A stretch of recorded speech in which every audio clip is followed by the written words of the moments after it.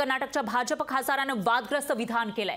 आगामी निवडणुकीमध्ये बहुमत मिळाल्यास संविधानामध्ये बदल करू असं भाजपचे खासदार अनंतकुमार हेगडे यांनी वादग्रस्त वक्तव्य केलंय। हेगडे कर्नाटक लोकसभेचे 6 वेळा लोकसभा सदस्य राहिलेले आहेत, तर हेगडेंनी केलेलं हे वक्तव्य त्यांचं वैयक्तिक मत असल्याचं सांगितलं जात आहे। अनंतकुमार हेगडे यांच्या वक्तव्यावर भाजपकडून सावध पवित्रा घेण्यात आला आहे। आताची सगळ्यात मोठी आणि महत्त्वाची बातमी म्हणावी लागेल, लोकसभा निवडणूक जवळ आहे, त्यासाठी प्रचार केले जात आहेत। युती आघाडीत सुद्धा होत असताना भाजपचे खासदार अनंतकुमार हेगडे यांनी एक वादग्रस्त वक्तव्य केलं आहे। बहुमत मिळाल्यास आम्ही संविधान बदलून टाकू असं ते म्हणाले आणि त्यामुळे आता वाद निर्माण झाला आहे। दरम्यान भाजपकडून याच्यावर स्पष्टीकरण देण्यात आलं आहे, तर हेगडेंचं ते वैयक्तिक मत असल्याचा सावध पवित्रा भाजपनं घेतला।